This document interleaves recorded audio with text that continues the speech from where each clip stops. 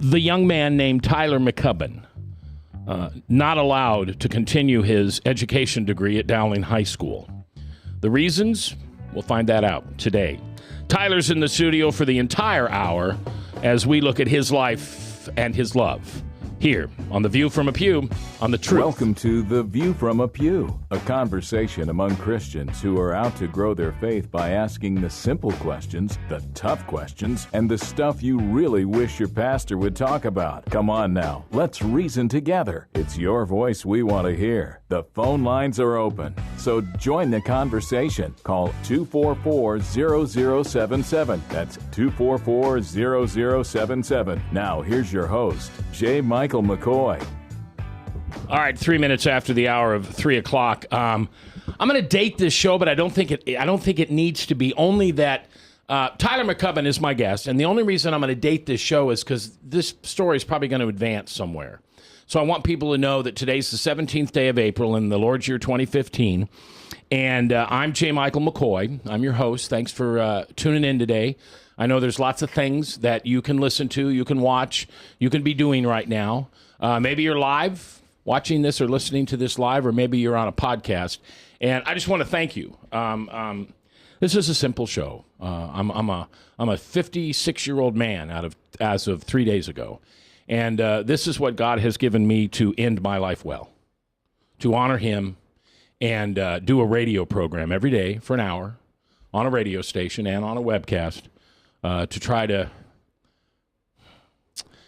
to do what I think is the measure that we need to do, and that's love thy neighbor as thyself, and that's important. Love thy neighbor as thyself. A lot of people who love Jesus don't love themselves, and then they construe his message to fit what their anger and their hurt and their habits and hang-ups are. If you're a listener, you know that. If you don't, welcome. I'm always interested in your feedback. Man, you can Facebook me. You can phone call me. This is my cell phone. Put my cell phone up there, would you, just so they've got it on the pod or on the video. You can email me. I'll meet you someplace. Really transparent. I'm just very thankful that I get to do this every day. And I get to do it with a great guy by the name of Bob Montserrat. Bob, we've been together 5 years? At least. Yeah? Yeah. When Bob and I first got together, he was a forensic scientist for the state of Iowa. He's still a forensic scientist, but are you retired or are you just unemployed? Boy, that's about the same thing, isn't it? Well, I think so. You chose to leave after 35 years. Yes, I did. But I still do civil work. Yeah. Yeah. Bob is one of the most sought-after experts to testify in trials where alcohol has been used. So if someone dies in a car accident in which a drunk driver is involved, it's not unusual for Bob to fly anywhere in the country to testify what alcohol does to your body. We also call him Oliver Wendell Montserrat because he and his family have a horse farm. And how many horses do you have now? I don't know, about 25. I'm just guessing. Yeah. It changes. And so Bob puts his Mr. Green Jeans pants on every day and goes out and fixes tractors and chases horses and feeds horses and something you thought you'd never do, right? And pitches manure. Pitches manure. Correct. Yeah. Well, you do that on the show, and then you do that out at the farm, right? I don't do it on the show. Okay. Tyler McCubbin is my guest today, and for those of you who are not living under a rock, 3 weeks ago? 2 weeks ago? 2 weeks ago. All right, 2 weeks ago. Tyler was not allowed to continue teaching. Is that a way to put it? I mean, Correct. You weren't fired, or were Correct. you? No. Okay. Would you say Dowling handled it very well? When I was advised that I was not going to be offered the contract, both the president and the principal were emotionally distraught over it. They both voiced that they're not. They very much wanted me to be at Dowling. Okay, and so I immediately reached out and asked Tyler. Never met you, didn't know. In fact, today we met for the first time. Correct. Because being in this industry for so long. I got to tell you, here's why radio is better than TV and print. I'm going to tell you right now, and I don't think you'll argue with me on this. When you get interviewed by television, you might be interviewed for 20 or 30 minutes, but they show about 18 seconds worth. And that 18 seconds is not up to you, it's up to them. It's whatever makes the newscast spin, whatever makes the story, their narrative progress. Newspaper is even worse. They can construe, change, misplace words and quotes and put them together like nobody ever has. And if anybody's ever been on the wrong side of a pen with a newspaper, you know what I'm talking about. Because you say, I didn't say that. Where'd they come up with that? Oh, I said that, and then 20 minutes later I said that, and they put it together to make it sound bad. We can't do that in radio. This is live. Right now, it's 3:09. It's live. And if you're listening to this on a podcast, you have my promise that it will not be edited. It will not be edited. We will not go in and change one tittle of what's said today. And what I wanted to give Tyler an opportunity to do is to come on and tell his story without it being edited, shortened, narrative edited. Well, you know what I mean. So that's what we're going to do today. I'm not going to take phone calls. Tyler may come back if he chooses another time. Maybe at that point, you might get an opportunity to call him and talk to him. But today, just Bob and I and Tyler and Ryan just want to have some time together and just share. So, where's home? Where were you born and raised? I was born and raised in Gallery, Iowa, a small community of about 1,100 people. Wow. Northwest of here. Northwest. Okay. And when did you leave there when you got out of high school, or did you leave there before that? I left there when I finished high school and went to Decorah, Iowa, and studied at Luther College for 4 years. Okay. Ooh, what a great college. It is a great college. And what was your major? History and minor in secondary education. All right. So do you have, what do you call it, a degree in teaching? Bachelor's of Arts with my major in history. That's okay. Pretty much. And if you could project what you want to do with that education, because you're not very old. You're 27? 26. See, I guess. I could be the guy at the fair that guesses your age, because Bob, you know how old Bob is? Now, I'm not sure. Bob is saying 87. Am I close? No. No? Oh, would I lose that? All right. So when you as a 21, 22-year-old guy getting out of college, what did you project you would do? Once I got done with my student teaching, I was really hoping that I'd be able to project myself right into the school districts. I finished my student teaching at Cedar Rapids, and I knew that my heart was going to be back in Des Moines. Ever since I was a little kid, the exit ramp by 141 and the Urbandale Target, I always got teary-eyed because I love Des Moines so much. There's so much that the city has to offer for its people.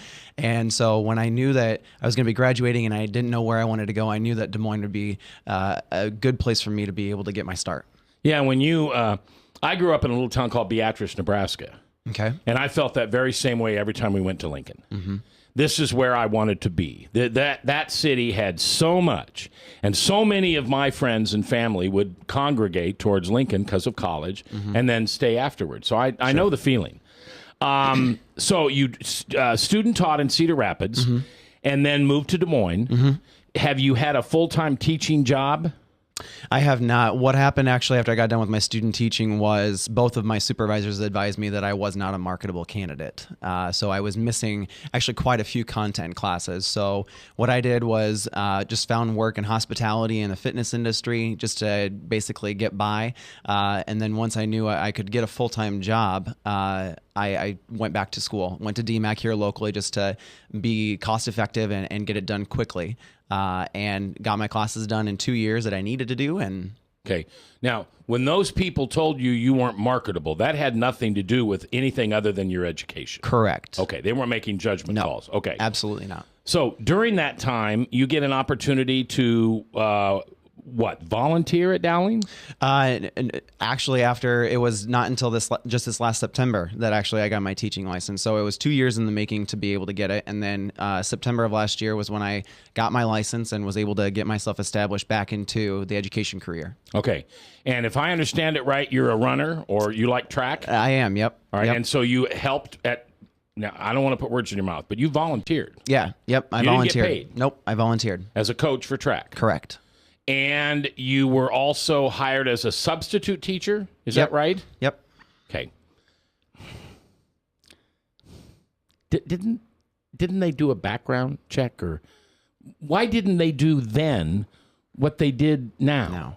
That's a big question that everybody wants to know. Why did they not do a social media search or any sort of looking into of who I am as a person before they hired me? And I don't really have the answer to that question. Okay. So Tyler McCubbin is my guest. A few weeks ago, he made headlines all across the metro. Actually, probably nationally. I don't know, but probably nationally. Yep.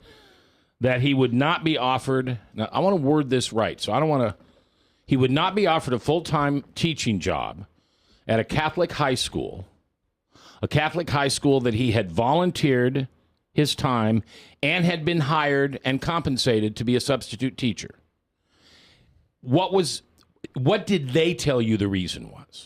they brought me in on April 1st and said, are you familiar with the Catholic faith? And I advised them, I'm not a Catholic myself. I was born and raised Lutheran and still practice as a Lutheran. But in my course of being a history major, I've studied the Catholic Church and its evolution. And so they said, well, for instance, just to give you a couple of ideas of what kind of we're talking about, if you were a female and you had a child out of wedlock, that's outside of the church's teaching. So we wouldn't be able to hire you in that ground. Immediately when they said we wouldn't be able to hire you on that ground, I knew where they were going. But then they said, if you were married and had an affair while being married, we would not be able to hire you either because that's outside of the church's teachings. And then they said, through a social media scan search, we discovered that you are engaged in a same-sex relationship. And I said, yes, I've been engaged since, it's going to be coming up a year in May. And they said, because of that, we cannot offer you the full-time contract. Do you have any idea that would happen? I had no idea. I mean, it was going to be something that I'm sure probably along the line may have been discovered, but in the whole time that I had been there, nothing had been said on my behalf about my sexual orientation because it had nothing to do with my career. Yeah, you didn't wear it on your sleeve. No, absolutely not. You're not my words, not yours, but you're not an activist. Right. I'm just or maybe you're maybe now they've invited you to join that group. Right. I don't know. Yeah. All right. How did that feel? Well, two things really that kind of what I remember feeling from that day. After they had retracted my full-time offer, they said at the time I was in a long-term sub-assignment, and they said, we want you to stay on in the full-time or in the long-term sub-assignment because you're doing great with the kids and we enjoy having you here as a staff member. And I said, so do you want me to stop coaching or stop volunteering with the track team? And both Dr. Dowdle and Dr. Deegan said, we don't have a problem with it. And so I reached out to the head coach as well for the track team and said, just so you know, I'm not being offered the full-time contract on this ground. What are your thoughts? Tell me if you want me to show up at practice today or if you would rather me not. And he said, you and I are fine. You're doing great with the guys. They're working hard. They're getting their times down. You're doing what you're supposed to be doing. And so he said, I'll see you at practice. So in my brain thinking, okay, they've retracted a full-time offer, but yet they still are okay with me completing the long-term assignment, which was going to go till the 1st of May. And then also they're okay with me being at the track team. What's the real issue? If there was a big issue, they would have said, we would like you to turn in any information that you have, any access keys, and no longer come back. Tyler McCubbin is my guest. We're going to take our first break and come back. And by the way, I don't hear it in your voice, and I hope you don't want it in mine. We don't hold anything bad against Dowling. Correct. At all. But we are going to unpack this a little bit. And I want to know more about Tyler's growing up and his passions. And we'll get to a place in this program where Tyler feels comfortable sharing his story. It's live right here on The Truth, 99.3.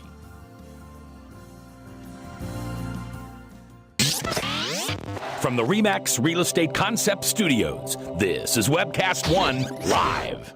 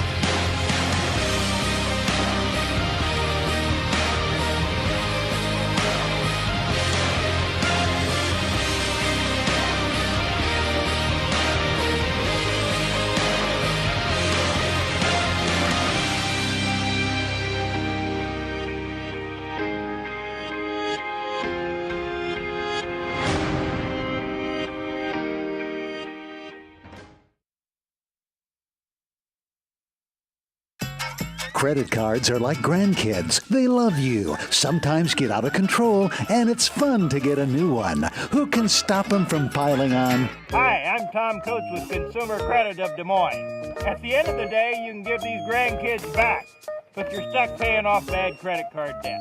We can help you put the fun back into using credit cards responsibly. Right, kids? Yeah! If you need help getting credit cards off your back, call Consumer Credit of Des Moines. Hey, psst. Let me let you in on a little secret. You ready?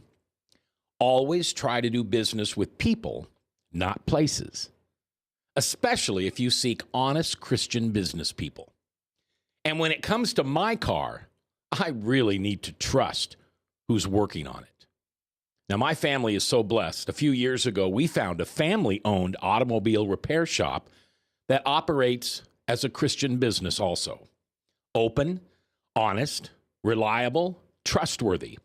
It's AMCO on Hickman Road in front of Kmart, and it's a family-owned Christian operating business. This family treats your car as if it was their car. Everything from oil changes to transmission repair and everything in between.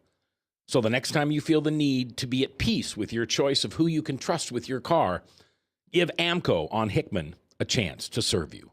And tell them Max sent you.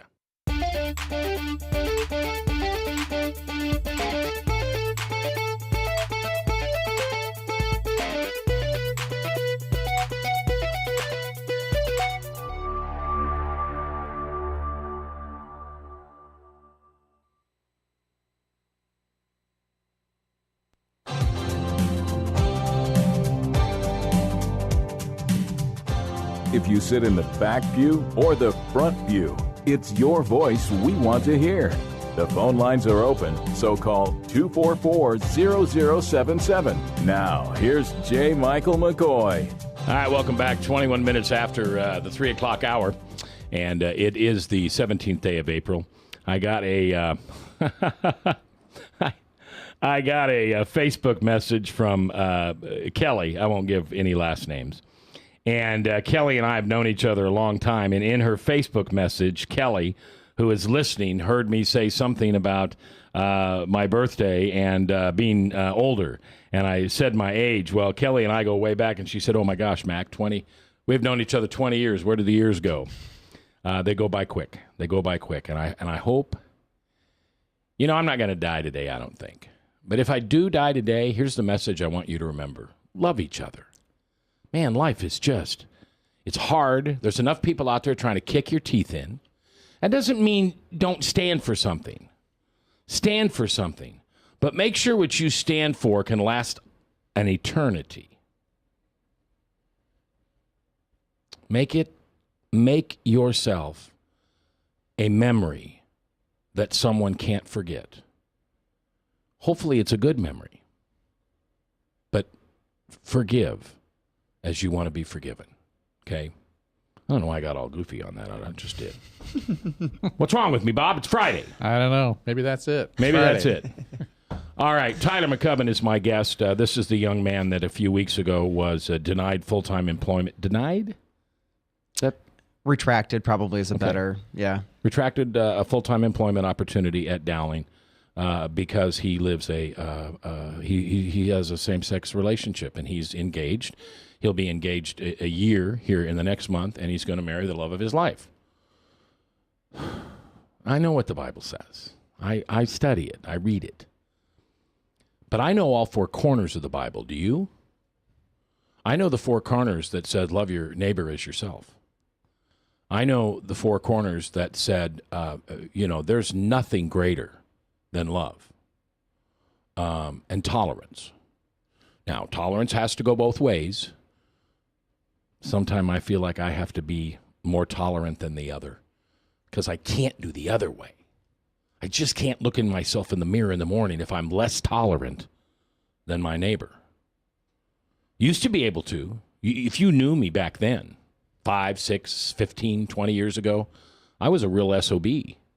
I was the center of the world, and you better be tolerant of anything I say or do because I am king of the world, especially my world. And then Jesus came in a few years ago and changed all that, and I'm thankful for that.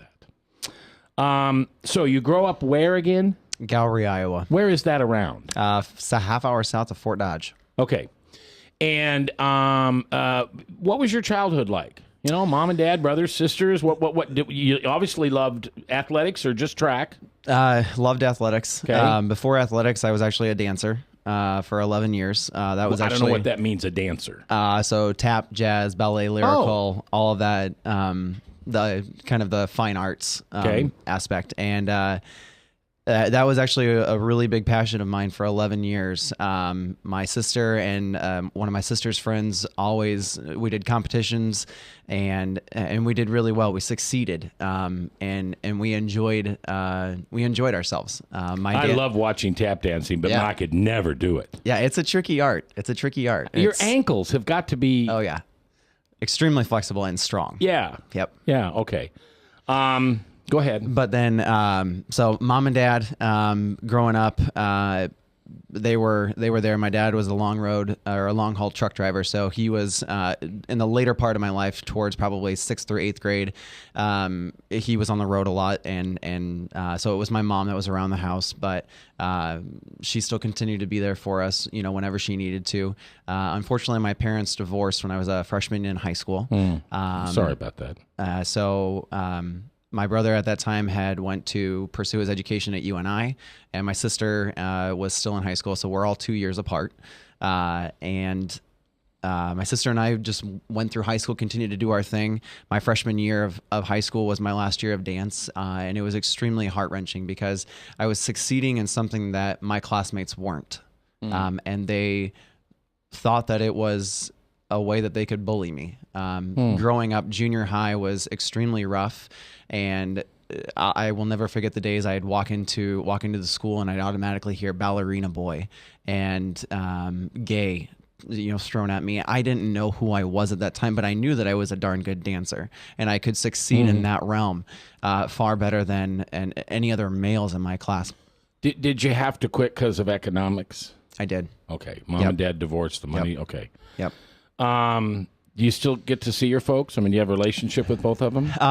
I do. My mom and I are very close. She still lives back home in Gowrie, which she comes down here because my sister had a baby girl, so she's now a grandmother. I'm an Tyler uncle. now. Yep. So now the titles are piling on. And she gets down here as much as she can, just making sure that she obviously still has work too.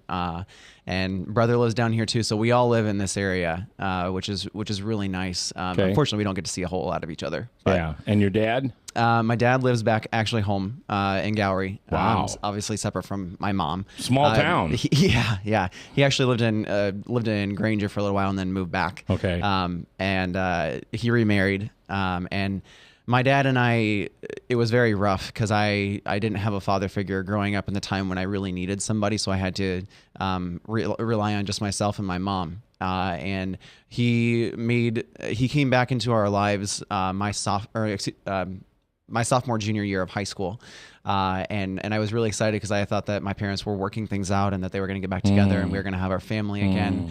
And then just one day I messaged him because we were going to have a family outing, and I said, "Where are you?" And he said, "I'm not coming back." And I still hold a little bit of a grudge against him. A resentment. Yeah. Yeah. And we sort of were able to reconnect and kind of try to mend the wounds that had been created. I came out to him about 3 years ago on my birthday, and just told him that I am who I am, and this has been a long discovery, but I just want to let you know that I'm gay and everything. And it was a difficult conversation. I'll bet. Because both for him and my mom, they just wanted me to be happy. They wanted me to have family and grow old and happy and have kids and live the everyday American dream. You can still do and that. I still can do that. Yeah. Yeah. And so he, in my terms, the way that I was looking at it, he sort of pulled a kind of pray the gay away card. Okay. And I told him, I said, you just don't know what it's like, what I've gone through. I've had to deal with this myself, not having come out to mom, not having come out to you, not having come out to any of my family. And I studied abroad for 9 months, and that's where I really kind of honed in on who I was. But when I was talking to him, it just felt like there was a wall that wasn't being able to be broken down. He rejected you. Yeah. Now, you went to a Lutheran college. Yep. I'm assuming you were grown up Lutheran. Yep. Brought up in the ELCA church. Active in church? Yep. Okay. Very active. When you began to realize that did you realize first you were different and then later on you identified it with sexuality? Or did that come at the same time? First it came, I recognized that I was different, and then I kind of realized about maybe a couple months later that, how I define myself as different. Okay. Did when those bullies in high school were calling you ballerina boy, gay, or whatever, deep inside, did you think they were that they knew something about you that you didn't? A little bit, but I think also at that time there was so much going on in my mind, and adolescence is a very difficult time for especially a kid. if your family is going through divorce. Right. That's terrible. Right. So, I was trying to manage that. I had a job in the morning as well, so I had a lot going on, and I was just trying to get by every single day and just make ends meet as much as I could in junior high. Did you resort to any drugs or alcohol or anything like that? I did not. Okay. I just relied you're kind on. of physically fit, aren't you? Yeah. I mean, I like to consider myself so. Yeah, I mean, well, you work at a fitness center. I do, part time. Yep. And you run track or you run. I run. Yep. All right. Tyler McCubbin is my guest. Bob, you jump in anytime you want, okay? If you've got something. Anybody on the chat? Yeah, but they're mostly, insulting you. Oh, insulting me? Good, bring it on. They're your friends. I'm a big boy in many ways. Okay. Tyler McCubbin is my guest. If you don't know his story, he was a volunteer track coach at Dowling, which is a Catholic high school. He was also a substitute teacher. He applied for a full-time job. They said that it was outside the parameter. You say it. Outside of the Catholic Church. Okay. But they said you could stick around and volunteer to run track or coach track, and you could stay as a substitute teacher. Yep. That's messed up. Yep. Isn't that, what am I missing? I don't get that. And I'm not against Dowling at all. I'm not at all. Not at all, by the way. Don't anybody think that I'm here attacking Dowling. If it sounds like I am, I apologize. I don't mean for it to be. How do you reconcile that? Reconcile that they still extended the offer to long term, but not the full time. It's very difficult. I don't think I have been able to reconcile it and by any means, because it doesn't make sense. So did you do it? I mean, are you still tracking it? I am not. They actually last Monday after the story came out, the principal had called me and said, we think it's best that you don't come to Dowling tomorrow in lieu of everything that's happened with the media. And so I respected their request, and I took down all of the unavailabilities in the other 6 metro schools that I'm with, and said I'm available. I have to continue to work. Okay. And so had jobs all last week. Job interviews, you mean? Well, no, just substitute jobs. Oh, good. Okay, Yep. good. So, and then probably got a tremendous amount of emotional and moral support. Words can't describe how much. Okay. Yeah. Good. And so that same day, actually Tuesday, that I went back because they had Easter Monday off. So Tuesday, the principal had reached out and said, Tyler, given light to what has all happened, we think that it's actually best that you not return to Dowling and that you stop your CC efforts with the track team for volunteering. And he just ended it and said, we wish you the best. And so the next day I handed in all of the information I needed to back to Dowling that was theirs, and I continued on. And I'm going to make a statement. You can tell me whether you agree. Sure. I feel for Dowling. They're in a tough position. Yeah, absolutely. I feel for Dowling on so many levels. Particularly, I feel for the students that walk through the doors every day. Yeah. I feel for the staff that wants to create a better image for Dowling. I feel for the entire administration that both said, we really, really want you here, but we can't. Okay. I feel in so many respects for them. When we come back, let's take our next break. And when we come back, I want to talk about, and I don't want names.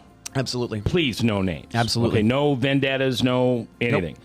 But I want to hear about the people from both sides that came out to you. Absolutely. I want to hear about the people that caused you to really be uncomfortable from both sides. Okay. Does that make sense? Yeah. Okay. I'll try to define it better when we come back. All right. And we will come back right after this, live here on The Truth, 99.3.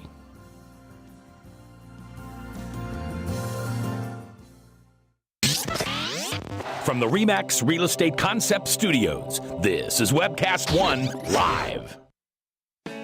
I'm Brian Leach, owner of Service Legends, and my position is Chief Talent Officer. I'm Nicholas Wonderscheid. I am Bernie Hobbs. And I'm the Service Manager. Marketing Director and Client Relations Manager. Everything that we do is about ensuring that we exceed your expectations. Our clients are important to us. 100% satisfaction. We're not just focused on heating and cooling. That's the easiest part of our job, actually, is fixing furnaces and air conditioners. Everyone that we come in touch with, we want to improve lives. Bottom line is, we've got our installation guarantees, 25% energy savings guarantee, comfort guarantee, temperature selection guarantee, property protection guarantee. 100% satisfaction guaranteed, fixed rate or it's free. All of those guarantees are backed up with a 100% money-back guarantee to hold ourselves accountable to making sure that you get what you're after. Just fixing the problem today. If they have another problem 5 days down the road, it's still fixed rate or it's free. We use what's called straightforward pricing. Our technicians are going to give you an exact to-the-penny price on what it's going to take before they move forward with any repair. That way you know what to expect. It's the same price every day. No surprises. If you get off work at 5 o'clock in the afternoon, you come home, you realize that, oh, my furnace is broken. Now you need to call somebody out that night. You shouldn't have to pay more for that. We're guaranteeing service 24/7. We run afternoons, evenings, nights, weekends. We're staffed to work that. Phone rings at 3 in the morning. You'll get one of our representatives answering the phone every time. We're not sending you out to Timbuktu in some call center. It's our Service Legend team members, our mission control team. I'll take a call anytime. And then they answer the phones the same way during the day as they do at night. It's a great day at your service company. How can we make you smile? That's the only way to provide true 24-hour service. When you're able to let somebody actually live in their home safely when they weren't able to do that before, where they don't have to stay up at night and worry about, is the heat going to come back on? Are we going to freeze the pipes? Is the baby in the room next door going to be sick because they got too cold? When you're able to help somebody overcome challenges like that, that's impacting a life. That makes a difference. I get goosebumps thinking about it. I love the team. I love the people that I work with. We have fun, but we work hard. I call them my ambassadors of legendary service. If you could just envision what that is, that's who we're sending to your home. They literally will call in, pick up the phone and call and say, hey, I want to talk to your manager. And I get on the phone, they're like, that technician that was at my house was the greatest technician ever. That's cool to me. We want to brighten people's days. Every person that we have going into the house has gone through an extensive background check. Drug testing, we have a very thorough interview process that 1 out of 140 people make it through. If we promise you something, that's what you're going to get, no matter what. We're here when you need us. to protect the safety and comfort of your family. If you're not happy, we're going to make it right. If we're willing to put 100% money back guarantee on what we do, what type of work do you think we do? Give us a call. We're there for you 24/7, 365 days a year. Enough said.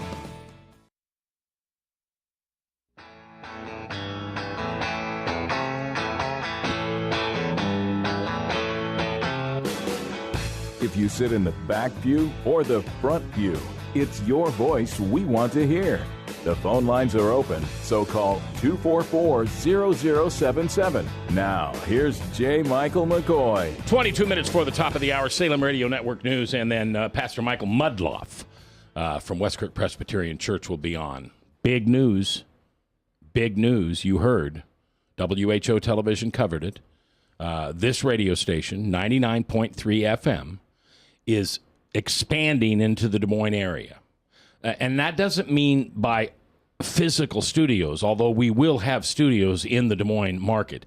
They're going to be at the Merlehay Mall Tower, which is the big office building that comes out of the back of Merlehay Mall. We're on the 6th floor. I call it the presidential suite because Chris Roloff is like the president, so it's the presidential suite. Mm-hmm. But it also means technically we're expanding to where we'll have about a 60 to 75 mile radius of coverage. Effectively, Boondocks North, Osceola South, little past Newton. If you remember, when you come into Newton, it drops, and then it starts to climb up as you go to the Amanas. We won't make that break out of Jasper County, but we'll cover all of that area.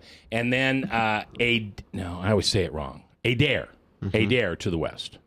And that should be happening here in the next 30, 45, something like that days. But next week, I've got a big announcement on programming. You're going to like it. Chris Roloff and Mike Carbone working hard for something really hot. All right, Bob Montserrat, the Cat in the Hat, is here. He's watching the chat. Anybody on the chat that is saying anything nice about me? Nice about you? No. No? No, not at all. Just taking me to the woodship, huh? The woodshed? It's not bad. Okay. Is my buddy Angry Kelly on there? Yes. Is he picking on me? A little bit. How about Army Brad? A little bit. I don't trust you a little bit. I'm going to go back and look at that chat. Tyler McCubbin is my guest. A few weeks ago, he was had a full-time job offer at Dowling High School as a teacher. First-time full-time opportunity? Yep. Big deal. Big deal. And he was told that his personal relationship in a same-gender relationship was out of the bounds of the Catholic Church. Am I saying this right? Correct. Okay. And that offer wouldn't be extended. And but you have had work all week long with public schools. I have. Yep. Okay. I'm sure that you heard from my brothers and sisters in Christ who are on the far right, who are really ripping you up. I'm sorry for those people. Okay. They represent an interpretation of the word that I agree with, by the way. Okay. But I don't represent them in their application. Here's my deal. There are many interpretations of the Bible. Right. But there's one application, and that's love thyself, love thy neighbor as thyself. Right. Forgive, be forgiven as you're going to be forgiven, and do the best you can to follow law, okay? And when you can't, try to repent. And if you can't repent, just do everything you can to be as close to Jesus. And here's something God did for me today, for you. So I'm walking down the skywalk. I'm just going to admit something here, okay? I'm a lustful man. I really like attractive women. Now, I'm 56 years old. I'm not what do they call them? What do you call an old man that looks at girls? Creepy? I don't know. I'm not like that. I have a wonderful wife. You know, CJ and I have been together 30 years. Right. You're not creepy. I can't. It doesn't look that way. No, I hope not. No. But yet I realize that I ask God all the time to take that lust away from me. And I repent many, many times when I'm looking at someone and I'm undressing them. I'm sorry, that's what I'm doing. Or something that certainly isn't the way I should look at a equal creation by my creator God and look at him that way. But I come back and do it the next day. I don't know if I can help it or not. I don't know.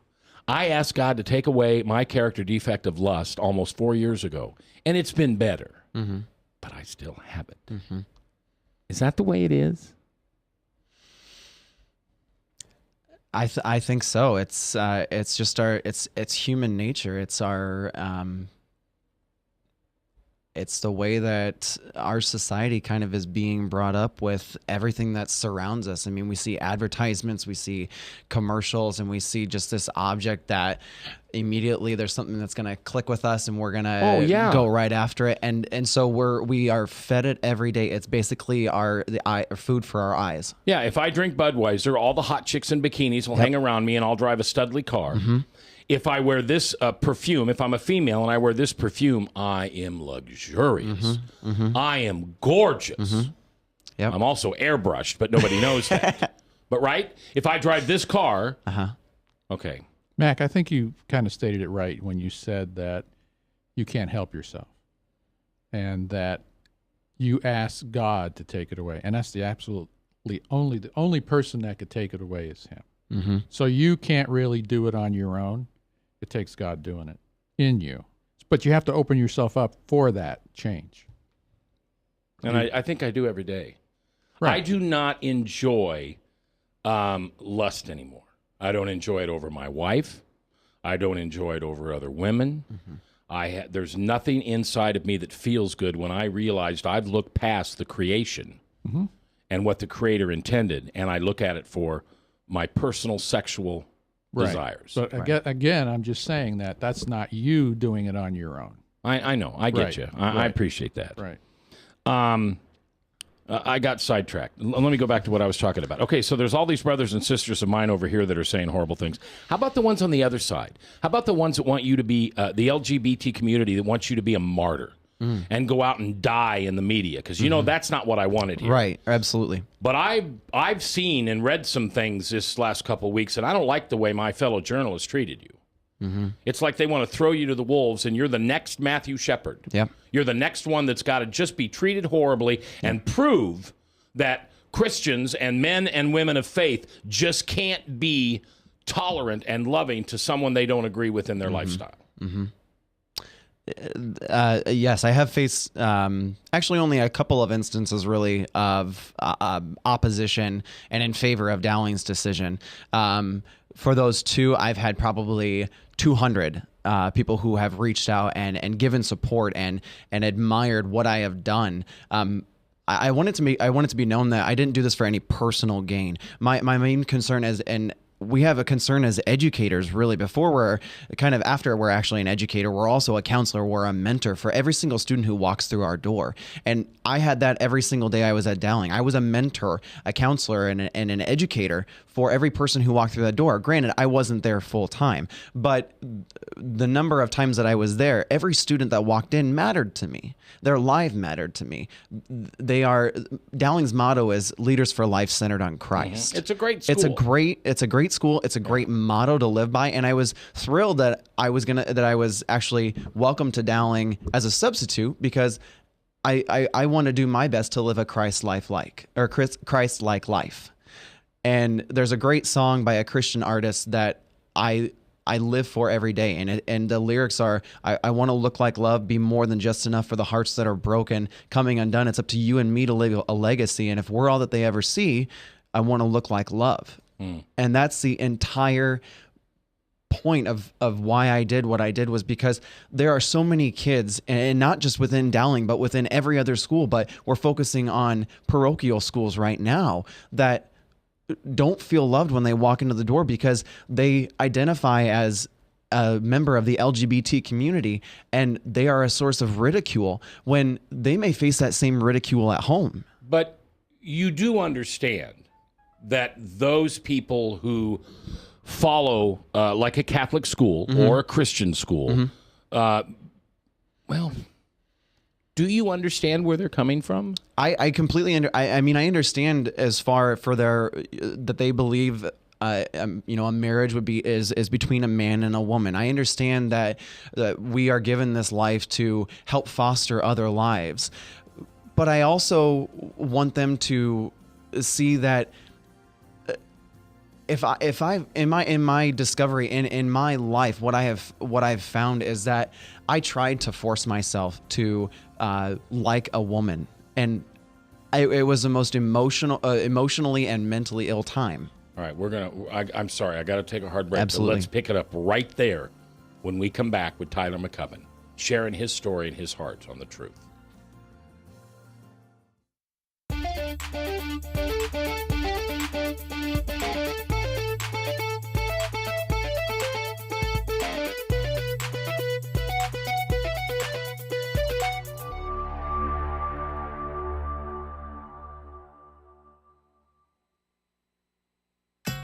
Credit cards are like grandkids. They love you, sometimes get out of control, and it's fun to get a new one. Who can stop them from piling on? Hi, I'm Tom Coates with Consumer Credit of Des Moines. At the end of the day, you can return the grandkids, but you're stuck paying off bad credit card debt. We'll help you put the fun back into using credit cards responsibly. Right, kids? Yeah! If you need help getting credit cards off your back, call Consumer Credit of Des Moines. Hey, psst. Let me let you in on a little secret. You ready? Always try to do business with people, not places. Especially if you seek honest Christian business people. And when it comes to my car, I really need to trust who's working on it. Now, my family is so blessed. A few years ago, we found a family-owned automobile repair shop that operates as a Christian business also. Open, honest, reliable, trustworthy. It's AMCO on Hickman Road in front of Kmart, and it's a family-owned Christian operating business. This family treats your car as if it was their car. Everything from oil changes to transmission repair and everything in between. So the next time you feel the need to be at peace with your choice of who you can trust with your car, give AMCO on Hickman a chance to serve you. And tell them Max sent you. From the RE/MAX Real Estate Concept Studios, this is Webcast One Live.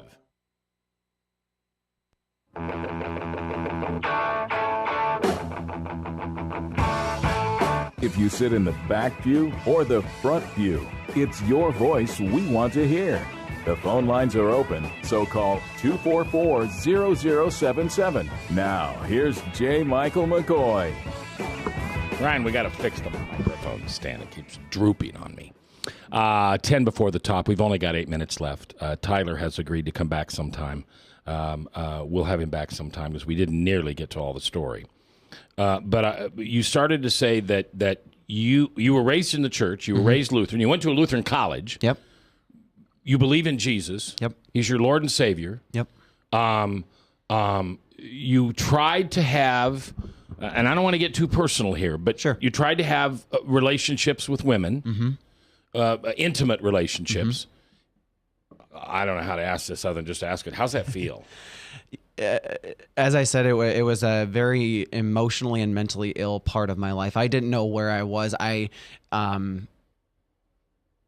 It took a lot of self, just every day walking about, doing an internal prayer to myself on the walks and just asking, God, what is this life that you've given me? What am I supposed to make of it? Who am I supposed to be with? You are the one who has created this, who you've created me, and you know my plan. So please, by all means, let me know what my plan is. It's so funny because this happened years ago, and his name was Gil. And we were having this conversation on the radio maybe 5-6 years ago. And he said, well, Mac, when did you decide you were, what am I? Straight. And I said, I can remember. I was spending the night with Mark Winchell in the 6th grade. He was a big Beatles fan. We were laying in bed listening to the Beatles, and he turned over and tried to kiss me.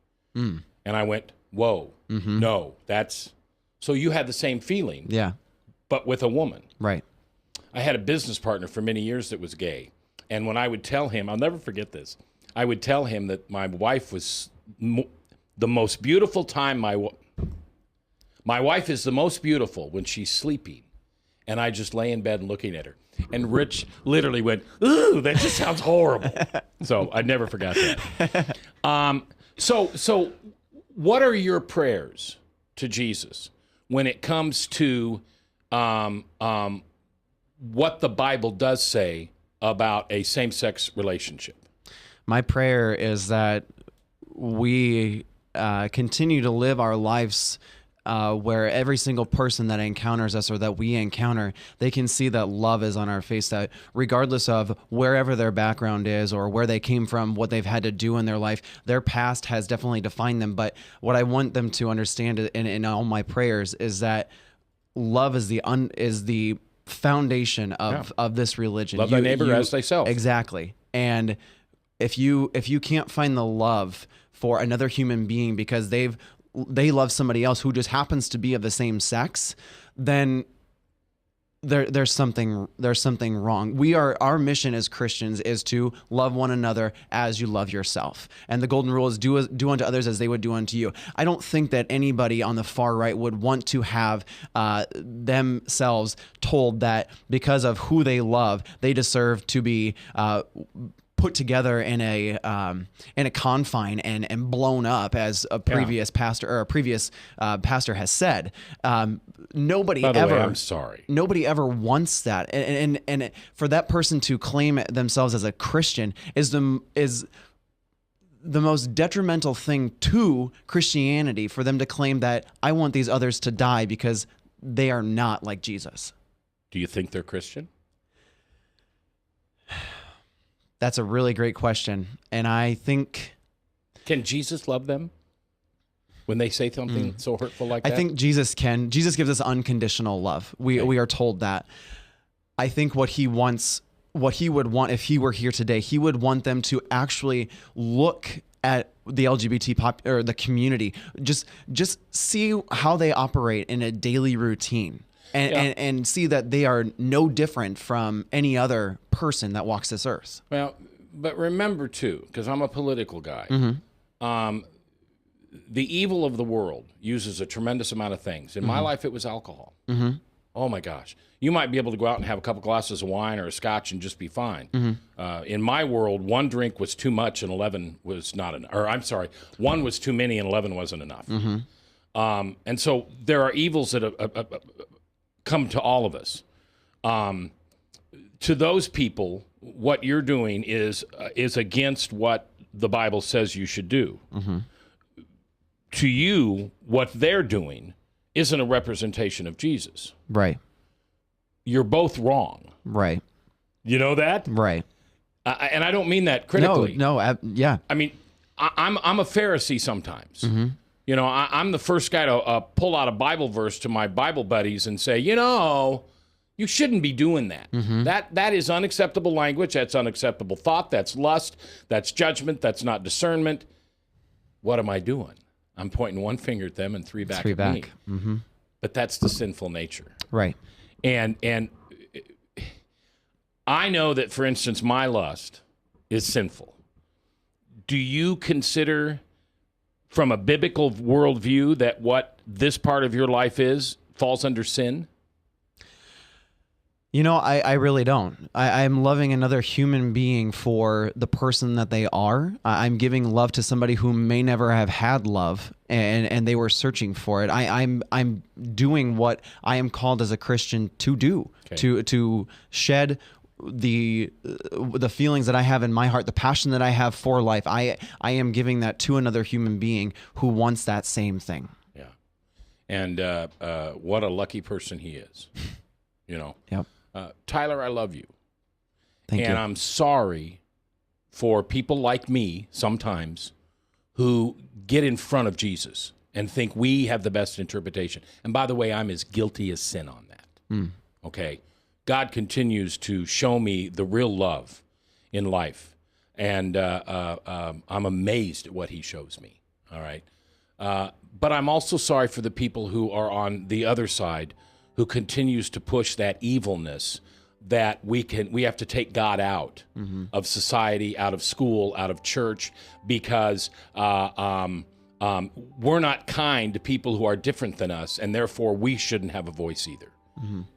It's a messed up world.